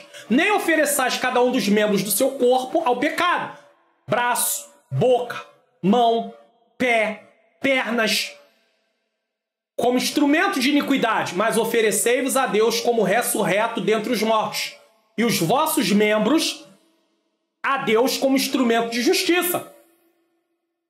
Rogo-vos, pois, irmãos, pela compaixão de Deus, que apresentei os vossos corpos como sacrifício vivo, santo e agradável a Deus, que é o vosso culto racional. Todo o nosso corpo, totalidade, amará o Senhor teu Deus de todo o teu coração, de todo o teu entendimento, com toda a tua força. Somente a graça divina é capaz de transformar o caráter humano por meio da ação do Espírito Santo e da obediência ao Evangelho. O homem pode compartilhar a natureza do caráter de Deus. Então, uma vez que ele recebe Cristo como Senhor e Salvador, ele pode obedecer à palavra de Deus. Ele está ali, uma transformação vinda pelo Espírito Santo. Então ele compartilha da natureza do caráter de Deus. Desse modo, a mensagem do Evangelho de Cristo produz substancial mudança no caráter cristão. O meio para sabermos se de fato recebemos um novo nascimento é o processo diário de transformação de vida. A nova natureza que recebemos de Cristo nos possibilita viver uma vida de obediência. Então eu encerro esse primeiro subtópico aqui dizendo: nós não conquistamos salvação, nós recebemos salvação. Nós prosseguimos na vida salva. E a demonstração de ter realmente recebido a salvação é ter transformação de vida e boas obras. Se as minhas atitudes continuam as mesmas antes de Cristo, então eu não recebi salvação em Jesus Cristo. Ou eu me apostatei da fé e eu abandonei a fé. E ao abandonar a fé, eu estou abrindo mão da minha salvação. Restauração da família tem também como objetivo a mensagem transformadora do Evangelho. Eu quero deixar uma coisa clara aqui. esse tópico, ele não está tratando, esse subtópico, ele não está tratando em si do assunto de dissolução do casamento. Ele toca no assunto para mostrar a necessidade de fortalecer o casamento. Porém, ele não está tratando aqui de situações possíveis para dissolver o casamento. Apesar que vai tocar nisso, mas a questão aqui é mostrar a preservação do casamento e não a dissolução do casamento, tá? Então, professores, não se ocupem com a questão dos fatores que podem trazer uma dissolução do casamento. Se ocupem com a questão de mostrar o fortalecimento da questão do casamento. Na lei, a dissolução do casamento era permitida por qualquer motivo. Deuteronômio 24, 1 a 4. Essa concessão, porque na verdade não era bem um mandamento em si, mas foi uma concessão que Deus permitiu e que podia ser praticada por causa da dureza de coração. Isso é bem claro em Mateus 19, ali Jesus explica isso. Essa concessão banalizava a união conjugal e provocava rupturas na família.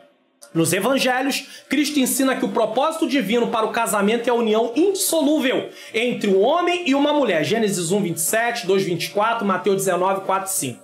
Esse ensino é enfatizado com as seguintes palavras: o que Deus ajuntou, não separe o homem. Mateus 19, 6. As exceções são justificadas. Aí ele vai falar de algumas exceções.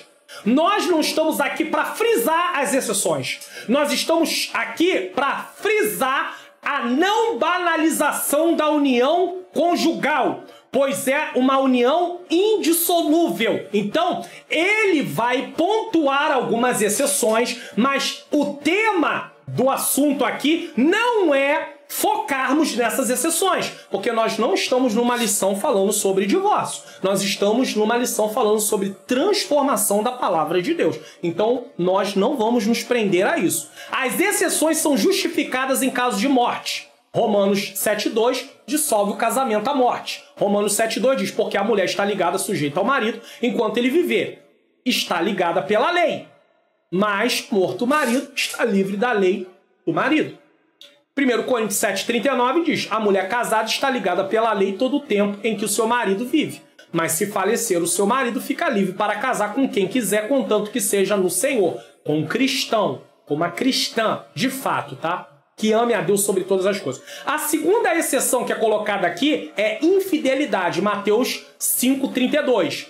Que diz: eu, porém, vos digo que qualquer que repudiar sua mulher, a não ser por causa, exceto de prostituição, faz que ela cometa adultério, e qualquer que casar com a repudiada comete adultério. Então, subentende-se que por causa da infidelidade o casamento poderia ser dissolvido, mas nem todos entendem dessa forma. Se você é um professor que está numa igreja aonde não entendem dessa forma, eu já disse que não é para focar na dissolução. Mas se você passar por esse ponto aqui e tiver que salientar alguma coisa, não frise dessa forma, porque você vai ter sérios problemas. Porque não entende, eles não entendem dessa forma, então eles não acham que é uma exceção, apesar da revista colocar que pode ser uma exceção. E por fim, a deserção do lar pelo descrente, 1 Coríntios 7,15. Aqui eu quero pontuar que descrente pode ser um crente que acha que é crente também, mas que está tendo atitudes do ímpio igual ao ímpio. Só está na igreja de nome, mas de crente, infelizmente, não tem nenhuma atitude, tá? Então diz que aqui também poderia ser uma exceção. 1 Coríntios 7,15 diz: mas se o descrente se apartar, aparte-se. Porque nesse caso o irmão ou a irmã não está sujeito à servidão, mas Deus o chamou para a paz. Alguém vai dizer: mas nessa carta, que é uma carta-resposta, por isso Paulo, ele vai usar esse termo que eu vou dizer aqui, tem momentos que Paulo diz assim: digo eu, mas não o Senhor. Agora diz o Senhor. Então dá a entender que Paulo está falando de si mesmo. Não, quando Paulo diz assim, digo eu, mas não o Senhor, o que Paulo quer dizer é o seguinte: eu estou tratando de um assunto que Jesus não tratou quando ele veio na Terra. Então eu estou tendo que falar.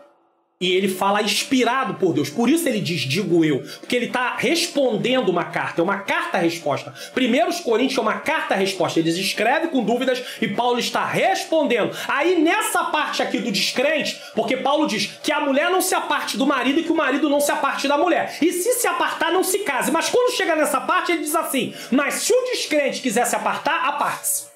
Porque neste caso o irmão ou a irmã não está sujeito à servidão, mas Deus chamou para a paz. Então subentende-se que aqui poderia haver uma dissolução do casamento. O casamento poderia ser dissolvido. Então, 3 questões aqui. Primeiro, pela morte. Segundo, pela infidelidade. E terceiro, pela deserção do lar pelo descrente. Mas há pessoas que não entendem dessa forma. E mesmo nas situações de traição e abandono, aí o comentarista faz ele frisa aqui, eu botei em letras maiúsculas para mostrar que ele não está enfatizando o que pode ser feito para dissolver casamento. Muito pelo contrário, ele está dizendo que o casamento estava sendo banalizado e que o evangelho trouxe uma restauração através de Jesus. Porém, ele bota aqui, e mesmo nas situações de traição e abandono, a mensagem cristã apresenta o perdão e a reconciliação como atitudes o quê? Preferíveis. Ele não coloca isso aqui como uma questão de ordenança, mas é melhor perdoar. Ah, pastor, mas houve uma traição. Espera-se que haja o perdão. Mas às vezes a dureza de coração não permite que haja o perdão, não no sentido de perdão, porque perdoar você tem que perdoar. Mas a pessoa acha que vou perdoar, mas não consigo mais conviver, tá? Mas ele mostra que a Bíblia dá aí alguns textos que o preferível é o quê? Perdão e reconciliação. Agora eu preciso frisar uma coisa aqui importante. Às vezes a dureza de coração não está no coração de quem foi ofendido, e sim de quem ofendeu. Às vezes a pessoa que adulterou, ela que não quer mais. Ela que não quer dar oportunidade para a pessoa. A pessoa que abandonou, é ela que não quer mais estar com a pessoa. Ela não quer mais voltar. Então não é nenhuma questão de dureza do coração do ofendido, e sim de quem ofendeu. Porém, nós não estamos aqui frisando exceções para dissolver casamento. A lição não tem esse propósito, tá bom? E aí tem os textos bíblicos, Mateus 5, 9 a 44. Desculpa, Mateus 5, 9 e 44 e Mateus 18, 21 e 22, que fala sobre as vezes de perdoar, e Jesus vai mostrar ali que nós devemos perdoar sempre. Terceiro, a regeneração da sociedade. Nossa declaração de fé afirma que a estrutura dos 10 mandamentos, que fazem parte da lei, diz respeito a Deus e à sociedade, e envolve pensamento, palavra e obras. Então, os 10 mandamentos, ele está alinhado à questão ali dentro da lei, e isso tem a ver com a sociedade de hoje também, e a palavra de Deus vai apontar para isso. O Senhor Jesus ensinou que todo o sistema mosaico, a lei e os profetas está resumido em 2 ações: amar o Senhor e amar o próximo. Por isso eu frisei lá no início da leitura bíblica que quem ama a Deus tem que amar o próximo. Quem não ama o próximo nunca amou a Deus. Os evangelhos asseguram que o amor de Deus para com a humanidade é a base da salvação. Os evangelhos asseguram que o amor de Deus para a humanidade é a base da salvação. Ele salva porque ele amou. Em vista disso, os cristãos receberam a missão de proclamar essa mensagem às nações. Levar o amor de Deus para as nações. Assim sendo, a igreja fiel é guiada pelo Espírito ao pregar e viver o evangelho. Torna-se sal da terra e luz do mundo. Uma igreja fiel, ela prega o evangelho. Uma vez que ela prega e vive o evangelho, ela está ali se comportando como sal e como luz. E aqui eu quero falar algo. Mateus 5, 13, 14 diz: vós sois o sal da terra, e se o sal for insípido, com que se há de salgar? Para nada mais presta, senão para se lançar fora e ser pisado pelos homens. Eu já recomendei um livro aqui numa EBD comentado online, mostrando que é explicado por que o sal era lançado fora e os homens pisavam. Esse comentário que eu também estou indicando provavelmente trate desse assunto. Vós sois a luz do mundo. Não se pode esconder uma cidade edificada sobre um monte. Se interpretarmos esses 2 versículos isolados, perdemos de fato o que Jesus tinha em mente quando disse que seus discípulos deveriam ser sal da terra e luz do mundo. E aí a gente vai dar várias aplicações, mas a gente vai perder o sentido do texto. Precisamos lembrar que estudamos na lição 5 como ler as Escrituras. Você não estudou? Estude depois. A lição 5. Do que trata o contexto desse texto? Das bem-aventuranças. Então, como é que os discípulos seriam sal da terra e luz do mundo? Como é que alguém é sal da terra e luz do mundo? Permitindo que o Espírito Santo operasse em suas vidas uma transformação que seu comportamento seria visto pelos não crentes e os mesmos seriam convencidos pelo Espírito Santo e glorificariam a Deus. Então, uma vez que tudo aquilo que está na bem-aventurança fosse Deus, através do seu Espírito, transformasse a nossa vida e apresentássemos aquelas virtudes, os não crentes viriam a transformação e glorificariam a Deus. Mateus 5,16 diz: assim resplandeça a vossa luz diante dos homens, para que vejam as vossas boas obras e glorifiquem o vosso Pai que está no céu. Mas de quais transformações estamos falando? Aí nós temos a bem-aventurança. Mateus 5,13 a 12, que diz: bem-aventurados humildes de espírito. Primeiro, humilde de espírito. O Espírito Santo precisa transformar a nossa vida em humilde de espírito. Reconhecermos que somos dependentes de Deus, porque deles é o reino de Deus, dos céus. Bem-aventurados que choram, porque eles serão consolados. Chorar pelos nossos próprios pecados, no sentido de quem somos. Senhor, nós te louvamos, o Senhor nos perdoou.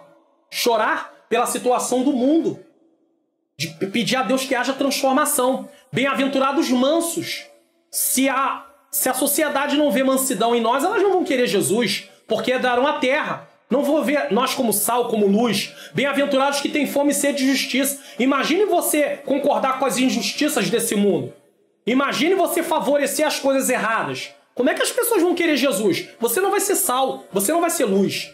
Bem-aventurados misericordiosos, porque alcançarão misericórdia. Não, ele tem que morrer.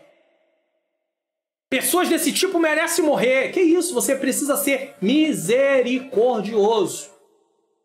Bem-aventurados limpos de coração. Quantos crentes com coração com mágoa, com rancor, com ressentimento? Porque verão a Deus. Não vai ser luz, nem vai ser sal. Bem-aventurados pacificadores. Adoram uma contenda, um conflito, uma divisão, uma facção, porque serão chamados filhos de Deus. Bem-aventurados perseguidos por causa da justiça. Precisa aprender que por causa do evangelho vamos ser perseguidos, porque deles é o reino do céu. Não pode levar isso como causa própria. Não pode levar isso para o lado pessoal. Bem-aventurados sois quando por minha causa vos injuriaram e vos perseguiram, e mentindo disseram todo mal contra vós. Regozijai e exaltai, porque é grande o vosso galardão nos céus, porque assim perseguiram os profetas que vieram antes de vós. Aí no 13 Jesus entra com a questão do sal da terra e a luz do mundo no 14. Então você entendeu que a transformação vai vir primeiro através de todas essas virtudes aqui. Se não houver essas virtudes, eu nunca vou ser sal e eu nunca vou ser luz. Nesse texto é apresentado o caráter do cidadão do reino de Deus, que é um discípulo de Jesus, nas bem-aventuranças. Não fala de cumprir isso. Não fala que cumprir isso nos torna discípulos. E sim, uma vez que somos discípulos, devemos buscar essa transformação. Primeiro temos que ser discípulo, para depois ter uma vida de discípulo. E para ser discípulo, tem que aceitar Jesus. E você recebe a salvação quando você aceita Jesus. E você continua com uma vida salva através das transformações que há na sua vida. A demonstração que realmente você aceitou Jesus. E que o resultado dessa transformação em nosso caráter é sermos como sal e luz, e haver regeneração da sociedade em nossa volta. Síntese do tópico 3, a observância dos preceitos da lei não salva, mas por meio da ação do Espírito, a obediência ao Evangelho muda as vidas. Conclusão. A função da lei era transitória. Ela revela o pecado, mas também aponta o plano da salvação em Cristo. Gálatas 3, 24 e 25. O Senhor Jesus nos libertou da condenação da lei. Certo? Nos evangelhos, as boas novas dessa salvação estão reveladas. Então, revela aquilo que estava lá na lei, falando de uma forma não muito clara, mas é visto nos evangelhos. Em suma, as obras da lei não justificam, mas pela graça somos salvos, justificados, por meio do arrependimento e da fé em Jesus Cristo. Então você tem que entender isso. Você não é justificado, você não deixa de ser culpado pelo que você faz. Você é justificado pelo que Jesus fez. Uma vez que você é filho de Deus, você precisa andar com uma nova conduta. Você precisa viver numa vida de santificação. Mas santificação é consequência de quem você é, por causa do que Jesus fez. A Bíblia toda é a palavra de Deus, por isso não devemos nos relacionar com a Bíblia de maneira a excluir partes dela, como se o Antigo Testamento não servisse mais por causa do Novo. Este, no entanto, o Antigo Testamento... Este, no entanto, o Novo Testamento confirma o Antigo Testamento, aquele. Por outro lado, não podemos pregar no Antigo Testamento sem mencionar para quem ele aponta, Jesus. Quantos pregadores estão pregando no Antigo Testamento e já se esqueceram de Jesus há muito tempo? O personagem importante é Davi, é José, é Moisés, é Josué, mas Jesus mesmo não está lá. Tem que falar também de Jesus. Tem que mostrar de que forma aquela passagem está conectada com o plano da salvação em Cristo Jesus. Vamos espiar qual é a próxima lição? Lição de número 9, em 27 de fevereiro de 2022, as histórias e as poesias falam ao coração. Então vai falar dos livros históricos e dos livros poéticos. Nessa lição teremos a visão panorâmica dos livros históricos e poéticos. Devemos compreender que as narrativas presentes nos livros de Josué, Crônicas, apresentam as experiências de Israel com seu Deus. Nos dilemas, conflitos e milagres vêm-se provas do cuidado e da providência de Deus. Já a literatura poética e sapiencial, de sabedoria, aponta para a sabedoria e verdade divina. Nós chegamos ao final da nossa EBD comentada online de hoje e eu quero fazer uma oração.